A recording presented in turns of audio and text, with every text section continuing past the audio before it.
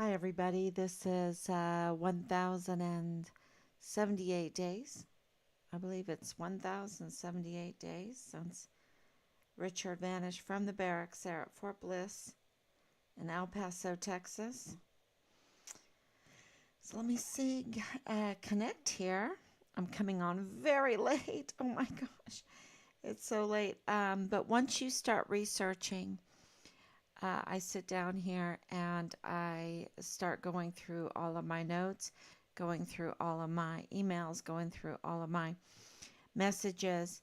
Um, and then you just have to research what's going on. And I didn't do it all. I didn't do all the research and look because it was getting so late. Um, and we have some elephant in the rooms. Um, that is really huge. And tonight, going into really July 9th, July 8th is a very interesting day because of the way the sun shines on most of the land masses um, on this day. So it's just an amazing day. I hope you enjoyed it. Enjoy it. Um, I always like to pay attention to those kind of things if I can, because I like gardening, of course. And, you know, we're supposed to focus on wonderful things, amazing things, honorable things. And when you're dealing with reading what I'm reading and getting the leads that I'm getting uh, and the letters, we got a letter. At least we got a signature. At least we got a signature. This is really good. So, okay, I found myself. Thank you. Good evening. Thank you for coming on. Anicia, thank you for coming on. Dan. So, let me just give you an update. We've been going through all of our information that we have collected over more than 1,000 days, and it's a lot. It is so much. And to put every little thing in a timeline, um, but when you're talking about so many people, like yesterday I talked about General McConville, um, and absolutely when you put him in the timeline and see what he has done, he's absolutely a criminal. He's committed crimes against humanity, and he's absolutely, I mean, that's the tip of the iceberg. And of course, if he's going to do crimes like that against us, against our country, against the military, against the world, really, when you commit crimes against humanity, that's what it is, um, then you can kind of, once you wrap your head around the truth of that, because it's not just me, it's all the news articles I've been sent, the timeline of the last thousand 1,078 days. And when you look at what has happened and the responses, and where is his response to this mess of a case of a soldier, that everything has been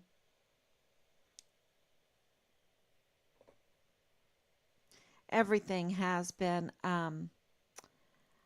botched, absolutely botched. Even Richard's designations have been botched. And the response from General McConville um, uh, did not equal to the severity of this case at all. There was no urgency. There was no um, there was no real task force. And I'll tell you why.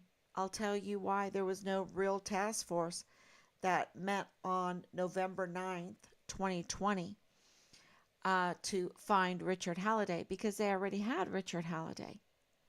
They already had his remains. That's my belief. Okay. And it's not just out of thin air. It is putting, you know, when you look at the Bible, when you do a Bible study, okay, how I try to approach it is I love Dimbleby with his chronology. I love Gleason with his chronology. And it's called the 5 lines of astronomical method, right? Of measurement. 5 lines of astronomical measurement. And so you use 5 lines in order to understand what you are studying in the Bible, God's words, because God made creation. And those 5 lines, I don't want to give you a lesson on that tonight, but they're amazing. They're absolutely amazing. And because you can take those and apply them to all the information in Richard's case, not the 5 lines of astronomical measurement. I wish it was that easy. But you can take um, the method of using different lines of measurement, different approaches. That's why I really liked the PI. I know the PI was corrupt, okay? And he was working really for the CID. He took our money, but uh, anyway, that's a whole nother story. But what he did tell us at the beginning was so helpful because he's the one that put those thoughts together in my mind. If I'm going to use different lines of astronomical measurement to help me study the Bible, then why not use the possibilities of what happened to Richard, right? And he was like, oh, did he walk away? Did he commit suicide? Did he um, get in an accident? Was he kidnapped, abducted? Was he murdered? And so it made me think, oh, yeah, that's how I need to approach. And of course, I told my husband that that's how we need to approach our son's disappearance, since we have been made the the official investigators of our son's case, because no one else is doing it. They're just botched.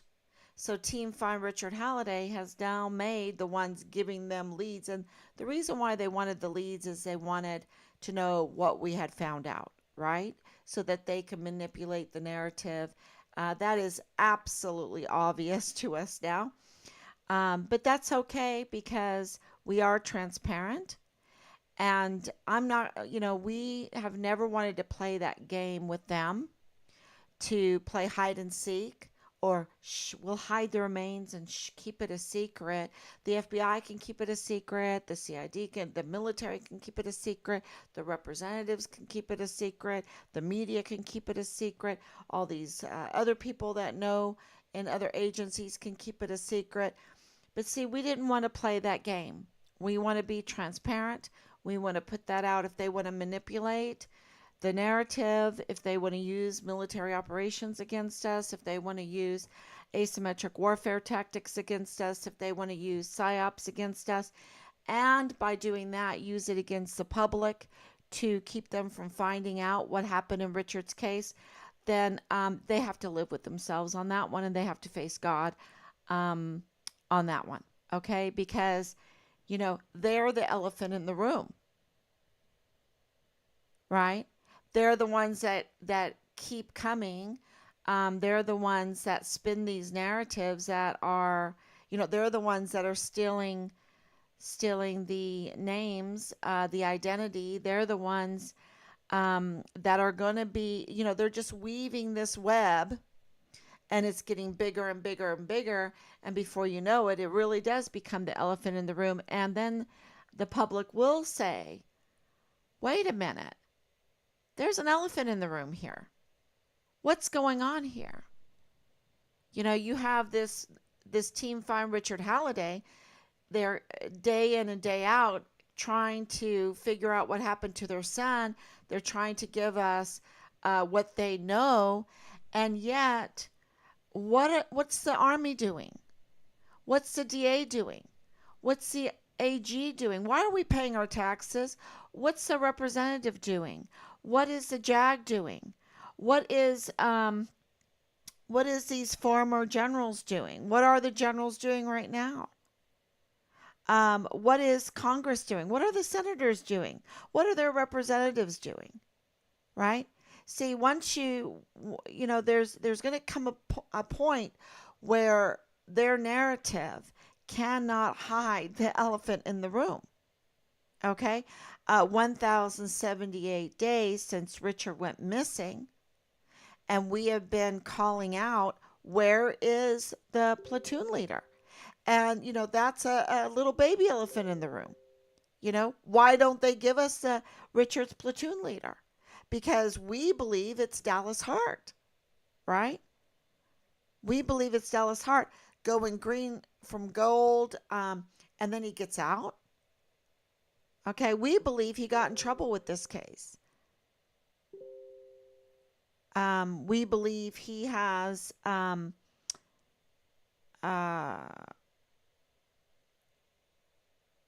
allegations against him. We absolutely do. And so, the same thing with, well, we know that from his mother, right? His mother, Leilani Hart, made major, she told it. How is this not a big deal with the media, with the Army, with the representatives, when Leilani Hart says her son is in an incestuous relationship while he's in the Army, and she's getting Richard's file that has been leaked to her by her lover, the special agent Tavita Nusa, who was assigned to Richard's whistleblowing case. I mean,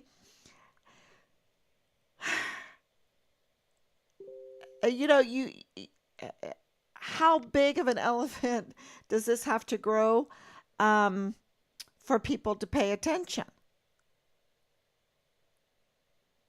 Because we know that Special Agent Tavita Nusa lost his badge. We know that. So I don't know what it takes. And then, for General McConville, who committed crimes against humanity, to stage the task force, find Richard Halliday without an op board, and with the Army not being in uniform for that meeting, which was a very expensive meeting because there was 15 plus, I like to call it culminating $1 trillion agencies, right? All of these monies over a long time to develop these agencies that are supposed to keep us safe, keep us secure, thwart crime, and make us a better nation. And this is not what's happening, is it?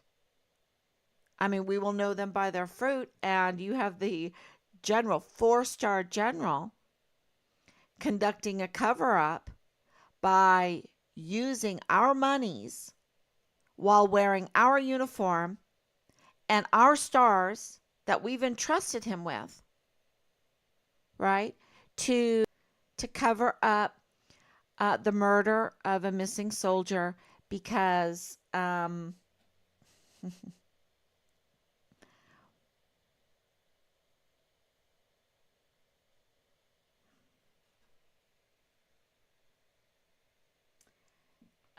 to stage the cover up of a murdered soldier because the soldiers were getting chopped up.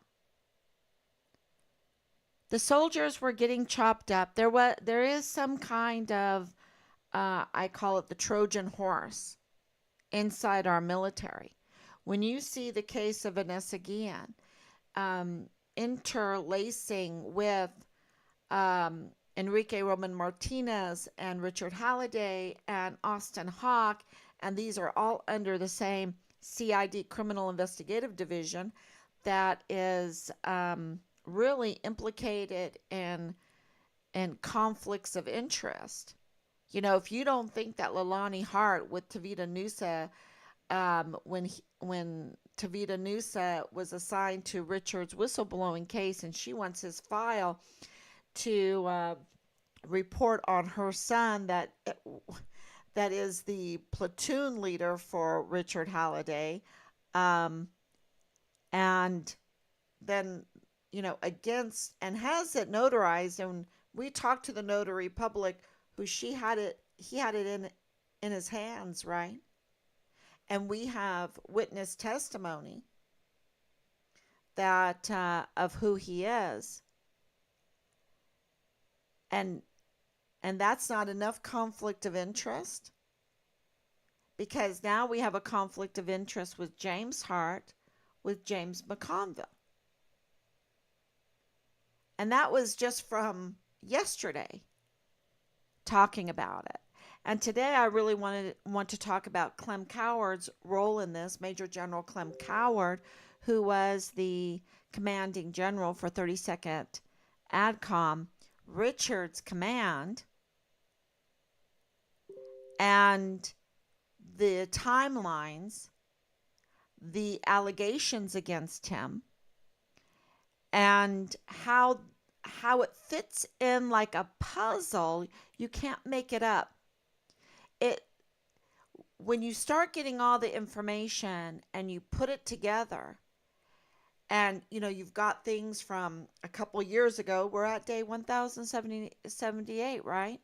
So we have things from a couple years ago, we have things from a year ago, we have things from months ago, we have things from weeks ago, and you have to put it all together, and you don't have a big staff. I mean, I'm not like Clem Coward. We're not like Team Find Richard Halliday. We're not like General McConville with a big fancy air conditioned building and a big staff and a driver and a cook and all of this people that he can click their heels together to get them to do things for him. We're not like that. We have to take the time to do these things ourselves. And so we're burning the midnight oil, right? We're burning the midnight oil because we want to know what happened to our son. And the picture is getting clearer and clearer because, there's always this thing. What did we hear last from Richard? When was he seen last? And the date that settled on is July 23rd, 2020. I guess we have to settle on that date. There are some conflicting on that, but that's the date that we have to settle on. And it was really a very volatile time because of the COVID. If you remember those 15 days, 14 days to slow the spread, or 15 days to slow the spread, but that was a big lie. If they're going to lie to us about that, they'll lie to us about anything. So let's start on July 23rd. And you might see July 24th or July 22nd, in the information once I release it. But it's very, I can tell you right now, we can go back to January, January 9th. Let me see, I don't have that in front of me, but January 9th of 2020, and June, I believe 19th, maybe 17th of 2020, when Richard was blowing the whistle. Okay, so he was blowing the whistle and he was assigned to Vita Nusa. Now that's shocking. Because when we came in, they didn't even tell us he was a whistleblower. And they didn't tell us about this conflict of interest with Leilani Hart and Tavita Nusa, and with First Sergeant Jay Paulin and Ron Steig. Because, see, the CID office, and I've been talking about this, but I'm going to repeat and repeat, is a small office. Let's say maybe 7 people, okay? Very small office. And it just so happens that Delta Battery 143 has two major conflicts of interest with this small little office. I think that in itself deserves a very close independent investigation. Okay. So, because of the other, I'm going to get to Jay Paulin too. But today, Jay Paulin, just a first sergeant. Okay. I think, we need to get to some of the big players in this, because the big players, when they commit these crimes, and they institute these crimes with their authority, they're contaminating so many others that are just trying to serve our country and make a living. Um, and it's like a grooming into a criminal syndicate. And they need to be held accountable. I don't know why General McConville is still in uniform. I don't know. I don't know why General Garrett has not been recalled and also held accountable. And the same thing with Major General Clem Coward. And there's more, but he plays a very vital role in all of this because of the information that we have gotten that has not been debunked. Why don't they debunk? And then maybe I'm going to drop a name tonight that maybe we can get more information on. I've already did some research on this. We've already done some research on this, but maybe others can do some research on this also to verify these claims that we have gotten. Okay, that these leads that we have gotten. Okay, because like I said, I'm going to be transparent so that we can get more letters from officials that have kept very, very quiet and don't want to answer these allegations and these leads that we have gotten. Okay, they want to avoid them. Why do they want to avoid them? That is because they're not nonsensical. They fit with everything else that's going on. And if they were nonsensical, it wouldn't fit like a puzzle. Right? Nothing would make sense. But see, the opposite has happened. What the CID was telling us, what the FBI was telling us, what General McConville was telling us, what Lieutenant General Bernabe was telling us was nonsensical. What the SJA was telling us was nonsensical. What the JAG has been withholding from us, which is very interesting because we have a couple letters in to Judge, who is a colonel, Judge Robert Lee Shook, right there at Fort Bliss, and we haven't heard anything back. Anything. Which is criminal. Okay? They're being very criminal right now by not answering our questions in regards to the illegal search of our home. Now, no matter what, we are nice people. Rob and I are nice people. We are going to cooperate with law enforcement, and we are very kind to them, and we are very gracious to them, and we are very grateful for them. And I think the deputies would absolutely say how gracious we were, how kind we were, how grateful we were. Very grateful, very grateful, very grateful. But the fact is, we cooperate, and they took advantage of us, and they didn't have a warrant. something we assumed that they would have. They didn't have a warrant. And that led us to say to people, this is an assault unit. This is a fugitive apprehension unit. These are big guys. The guy that came to the door was 6'8". They are meant to be intimidating. That's their job, to be intimidating, right? Because then they don't have to use force, but they will use force if they have to use force. And they were called out to our house without a warrant to trespass and to tell us that they're searching for Richard, that there is an arrest warrant out for Richard, yet they don't have the warrant. They don't give us the warrant. Now, why? And this is an assault unit. And why am I telling people this is an assault unit?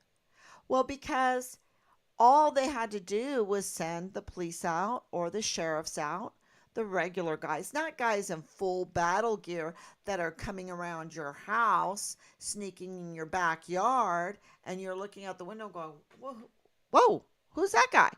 Waving at him, cooperating,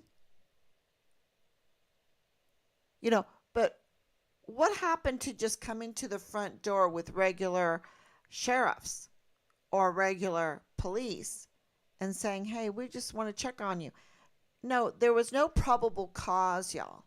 This had a different intention. And that is why I've been telling people what I have been, so that they can see the elephant in the room.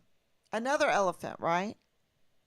This is probably a baby elephant because there's a really big elephant in the room. And so when you look at that at the beginning, very beginning of September, this is not at the beginning of August. This is at the beginning of September. This is already 40 days after Richard went missing. Okay? This is when they're putting in a yellow Interpol at the same time. There's no probable cause if you put in a yellow Interpol. Using died while missing in relationship with this Interpol for Richard, there's no probable cause that he's dangerous, armed and dangerous, if he's died while missing in a yellow Interpol. And yet they're going to send not just some police or not just some military that are, not intended to be intimidating, but intended to be gracious and of service. That was not their intentions.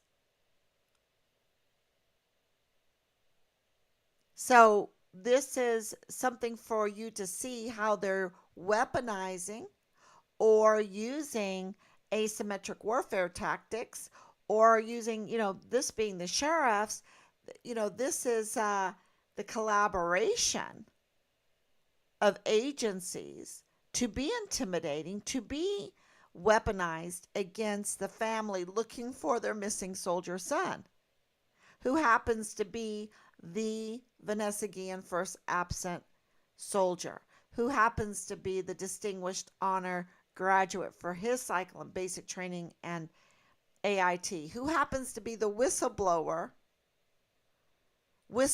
in January of 2020 and also again in June of 2020.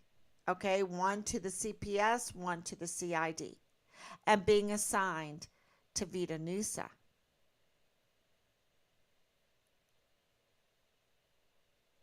That's a big deal. That's a big deal. And so, I can go on and on and on and put in what happened at the beginning of September, with First Sergeant Jay Paulin, who has this big conflict of interest also within this small little office, CID. which is just like mind blowing for me. That there is not an independent investigation, there is not a congressional inquiry on this, that, they're not all over this because of the clear botched investigation, the clear evidence of a cover up of a crime. But it gets even bigger. Okay, uh, the crimes, the size of the crimes are getting so big that when you're a whistleblower, you're putting your life in danger. Okay, it's not like, um, this report about Austin Hawke. Oh, he told on a fellow soldier that he was smoking a joint, and so the sergeant that was out of the army plotted for 2 months with this guy to come in and brutally, you know, um, totally come in during the COVID lockdown, right? And totally brutally murder this soldier for telling on this other guy that he was smoking a joint. I mean, that is the most ludicrous. If anyone believes that article, it is just absolutely ludicrous. There's far more to it. Austin Hawke was reporting far more for someone to come in and brutally murder him. Okay? And the same thing with Vanessa Guillen. For the retaliation, for the brutal murder, something else was happening, and it's been being covered up. And the same thing with Richard's case. Okay? Here he is, a whistleblower. They don't even tell us he's a whistleblower. Okay? So right then and there, that's a botched investigation. And when it comes to Clem Coward and his actions, let's look at what we have been given. Okay? Now, has this information been given to us by Clem Coward? No. Has it been given to us by CID? No. Has it been given to us by General McConville? No. Okay? What about Major General Eisenhower? Has it been given to us by them, or maybe the police or any other agency? No, it hasn't. Why not? Why not? Why not give us Clem Coward, Major General Clem Coward's actions during this very important time in the disappearance of our son? Why can't they list it? So we got a lead, and it's very interesting because it's saying the report. I had gotten this lead that Clem Coward called off the search for Richard on the third day. Okay, and I went, no way. That would make it about the 26th of July, right? That he would call off the search. And so I'm like, I how could that happen? And then I'm looking, and we're looking at the calendar. We're just trying to formulate all of this, and we get this lead, which I don't want to say that I didn't believe that Clem Coward called off the search for Richard. That's not what I was questioning. The questioning was on what day. Because we absolutely know, because of the overwhelming evidence, or lack thereof, that they called off the search for Richard. Because they never called us. So absolutely. There was nothing in the media. Someone goes missing now and they have it in the media. They have protocols. And that hasn't changed. That's been there for years and years and years. So we absolutely knew that Major General Clem Coward called off the search for Richard. That wasn't what was in question. When he did it was in question. And so I'm going to give you the lead that we got as far as the timing, and give me your opinion. Give me the feedback, because I think it's very interesting. Because I have in my head the leads of when they found Richard's remains that nobody has in the military sent us a letter to be gracious. And no, you wouldn't believe the anger. They are angry that we want to know what happened to our son. They are so angry. They're so angry that even the JAG is nervous. Even the legal assistance office is nervous. They are so angry because they know that this cover up is getting so obvious that the day is coming when massive people will see the elephant in the room and they will demand accountability. So if Richard disappeared on the 23rd of July 2020, we're getting a report that they didn't even report him missing until July 27th. Okay? And, would that be unrealistic? Well, when you look at Caleb Smithers' case, you say no. You say no.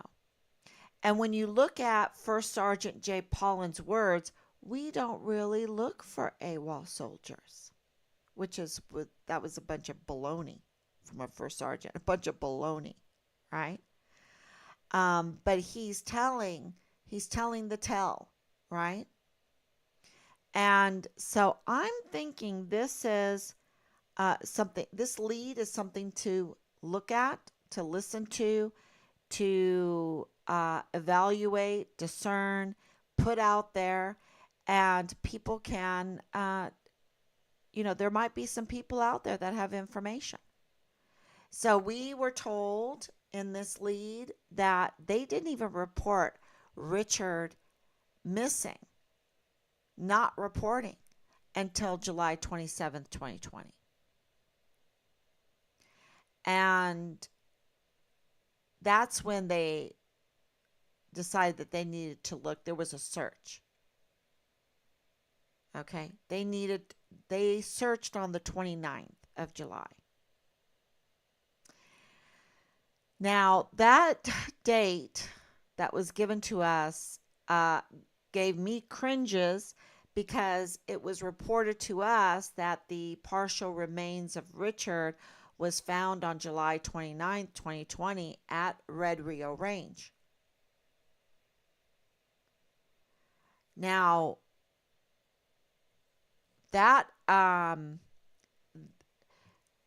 you have to remember, this is right in the middle of CID having the biggest shakeup that they have maybe ever had or have had in decades, because of the Vanessa Guillen case and because of Austin Hawk's case and Enrique Roman Martinez's.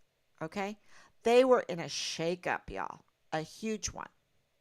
And all of a sudden at Fort Bliss, they have another dismembered soldier being found on July 29th, 2020.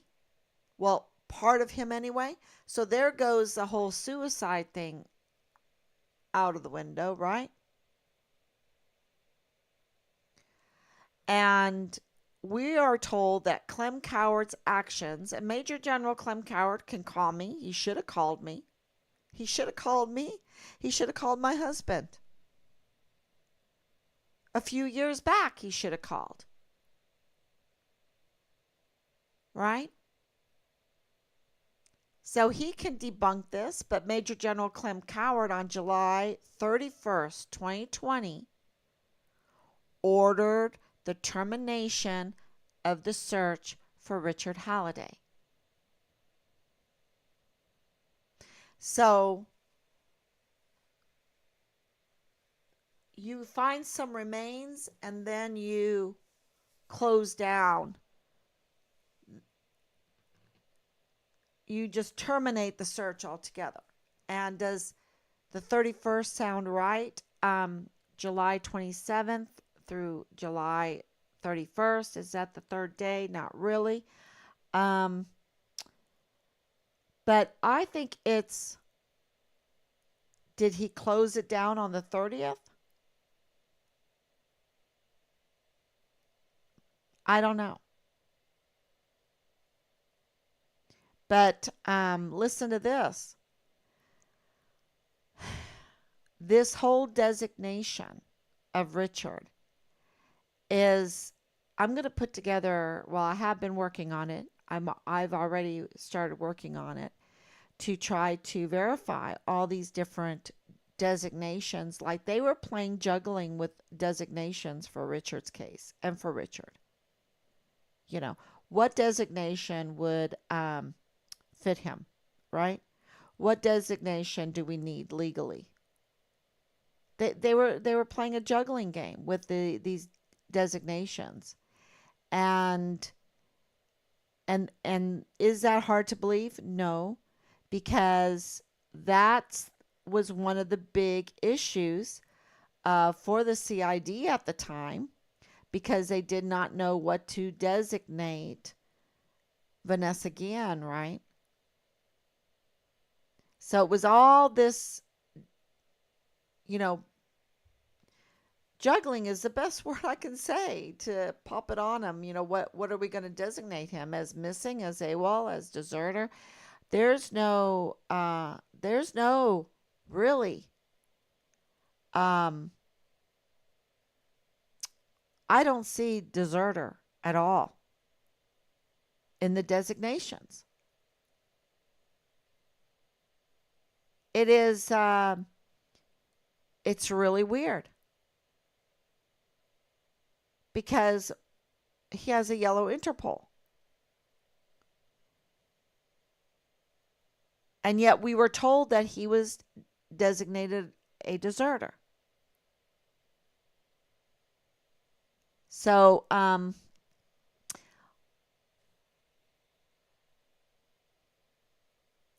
it says here, Clem Coward initiated an investigation into Halliday's absent without leave status that he signed on the 2nd of September 2020. He signed the AWOL document to investigate Halliday's absent without leave status on September 2nd, 2020.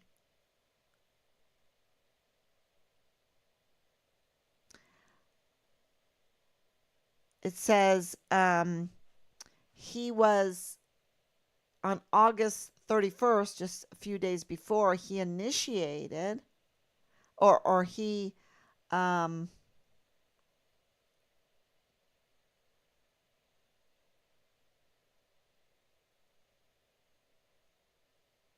yeah, he made Richard AWOL, or started that investigation on the 31st and then signed the AWOL document on September 2nd, which is really weird. And when we reflect back, they were shuffling. They were shuffling papers. They were shuffling. They did not know what to do with Richard. They did not know what to tell us. Okay. They were absolutely in developing a narrative mode. And everything makes sense now. So that's the 2nd of September. Now we knew Richard was missing at that time. We were, we had the fugitive apprehension unit.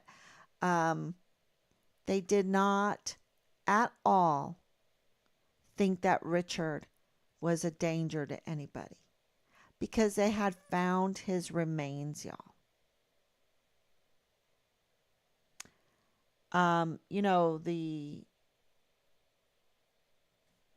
The military and the announcement, and I know this. It's like, why haven't they announced it? Why are they keeping this a secret? Why is this family saying that they have Richard's remains and they're keeping it a secret? What makes them believe that?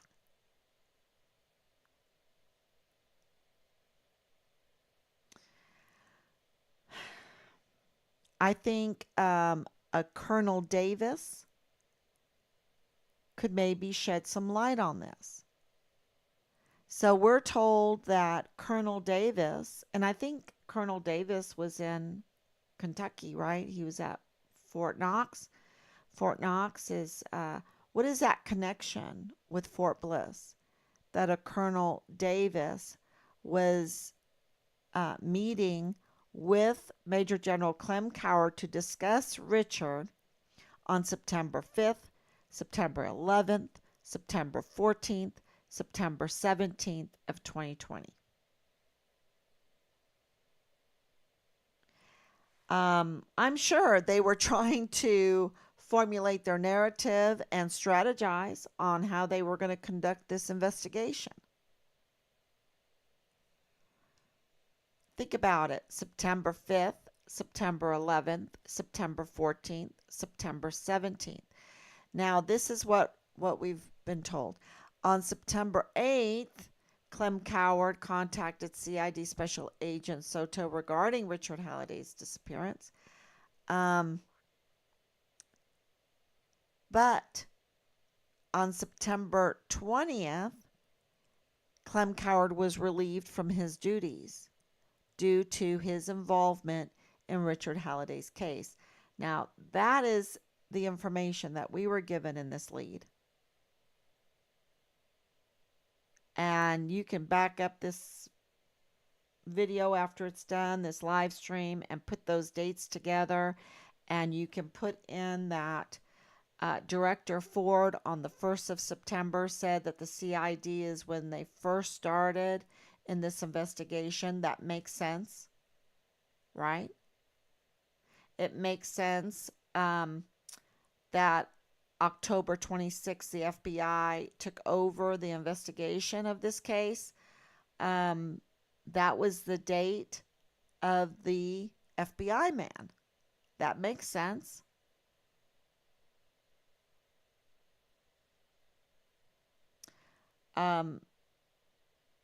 These findings of the Mexican autopsy was on the 19th of October, but they had already found Richard's remains. And it was really serious because they had partial remains, fragmented remains. There's three findings at this point. And let's not forget about the coming findings in December of 2020, and then, of course, in March of 2021. Just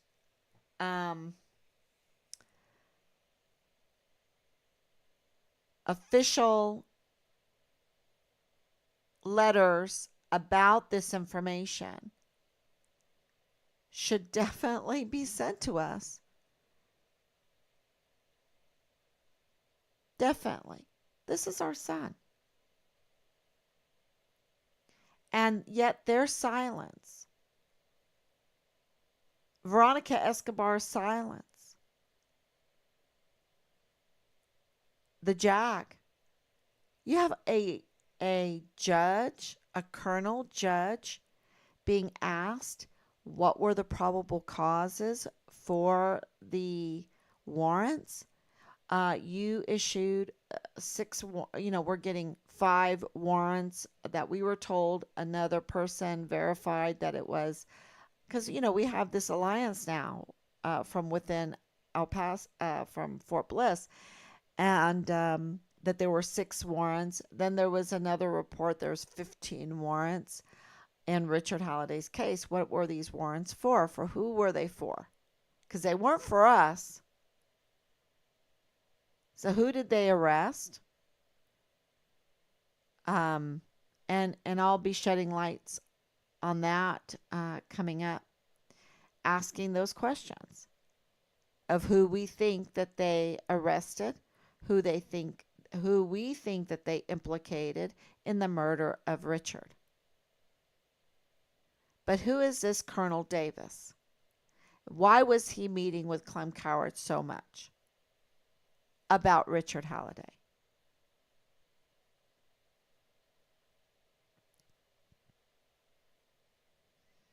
So I think that is really important information. I'll take questions now.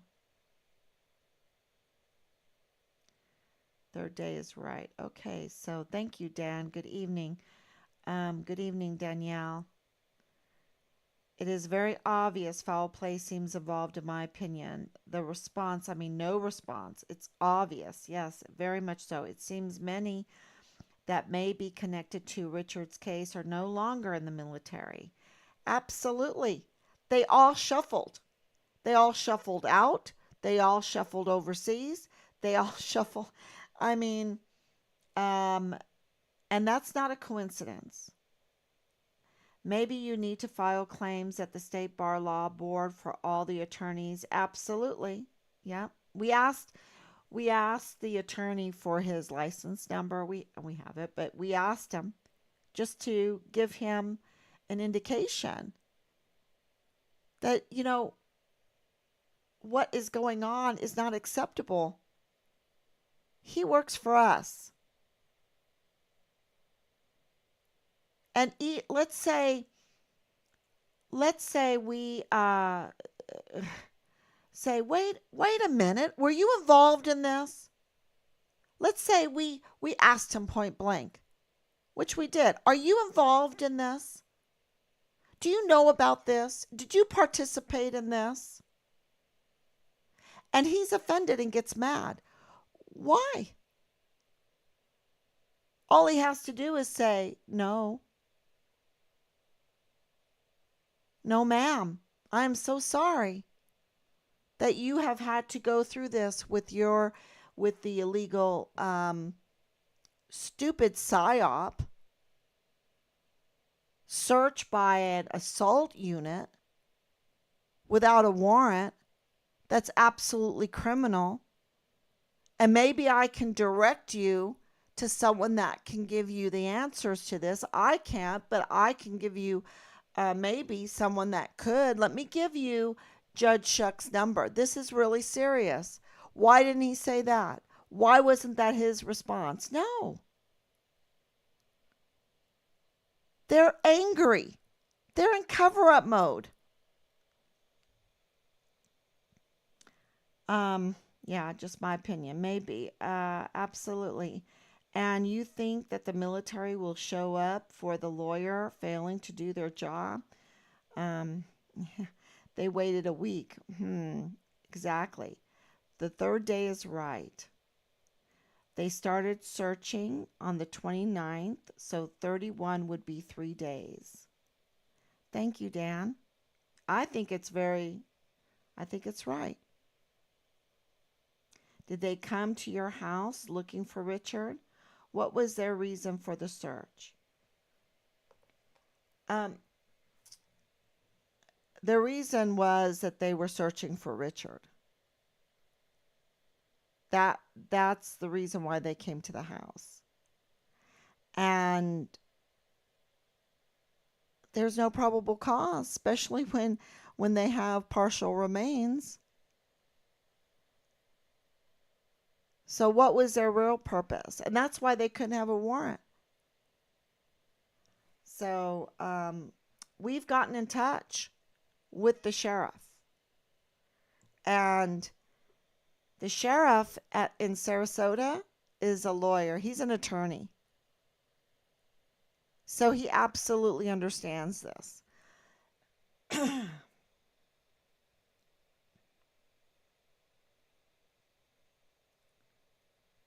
Yeah. Yeah. So I think that is some really important information today, that questions that we have. Um,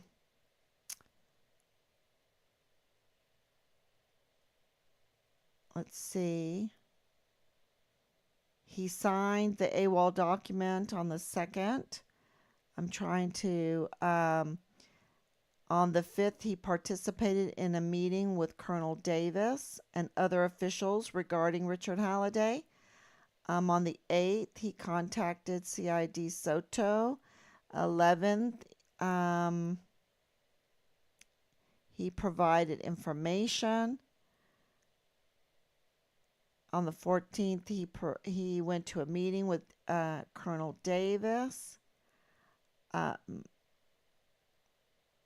the 17th, he had a meeting with Colonel Davis. Maybe that's when Colonel Davis said, you're out, because September 20th, we have been told that that's when he was relieved from his duties.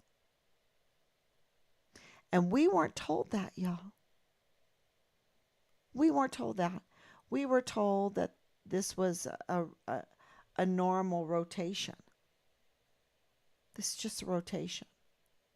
But they got rid of the leadership there. Remember, both. And we were so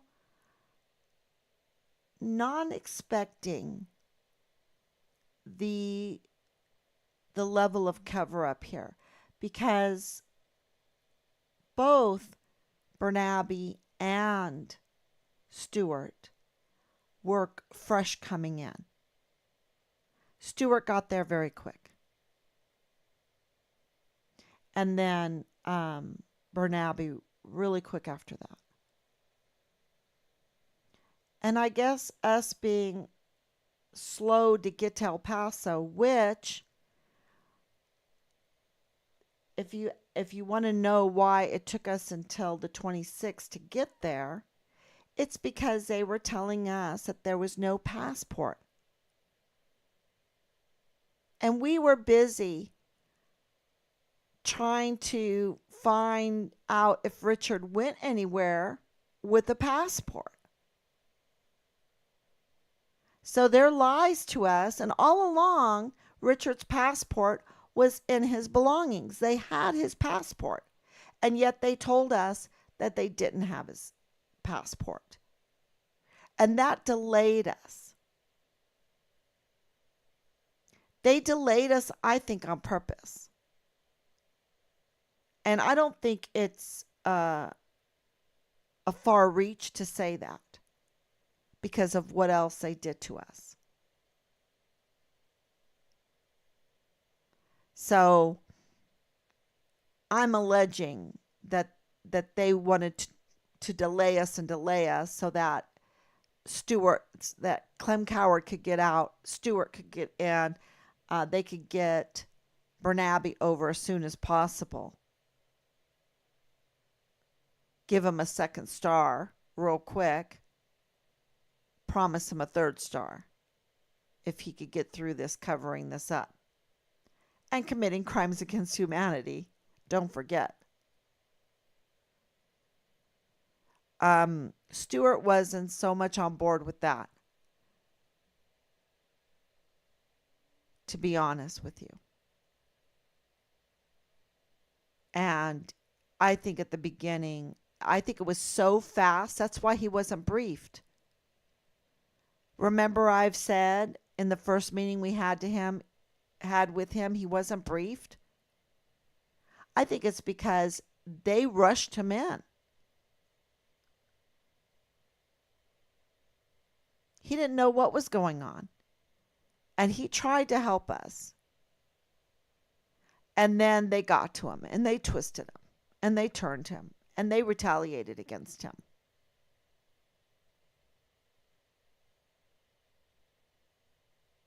This was politically motivated in several ways. And this was also job preservation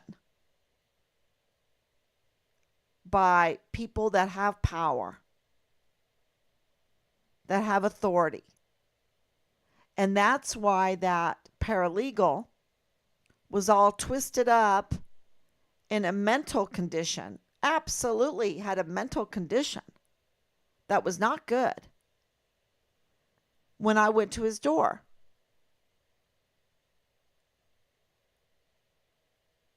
It was so obvious that he was, when it came to at least find Richard Halliday case, he was mentally unstable.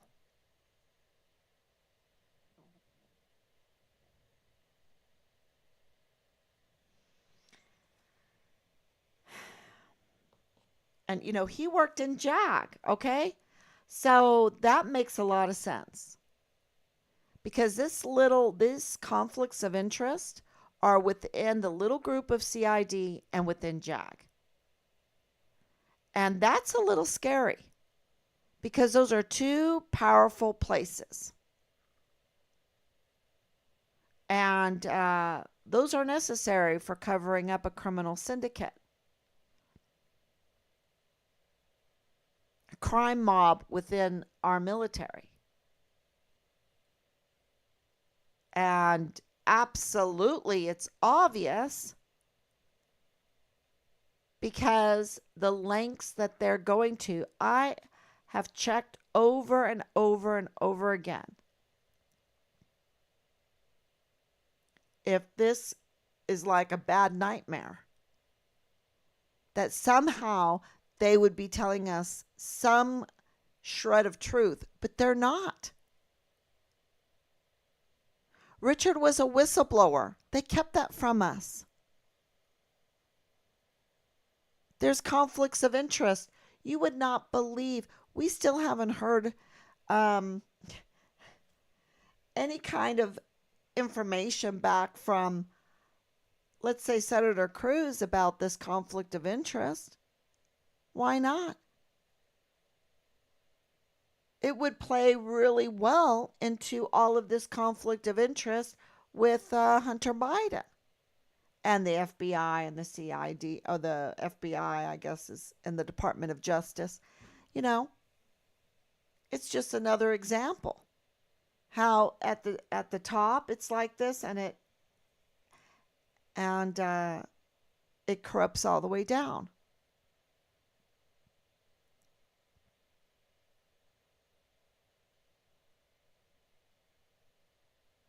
So, but we're going to keep giving out information. I have some other information about allegations. The allegations against Clem Coward in this case. And they're shocking, y'all. So I'll do a little bit more verification, but I can tell you parts of it. Concealment, collaboration, knowledge of location, tampering, obstruction,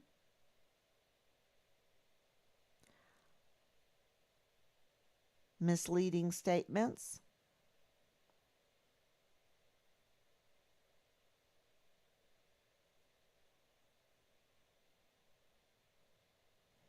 and then it gets worse. And then it gets worse. So that's all going to be answered one day. It's all going to be answered one day. So Okay, everyone, thank you so much for coming on. I know it's really late for everyone. Thank you for being long suffering and coming on day after day after day. We are very, very grateful. And it really helps us to be transparent. It helps us to get the word out. So please share. And we will be back tomorrow, God willing. Okay, everyone. Or tonight, right? It's 1:03. So later on today. Later today. Thank you so much. God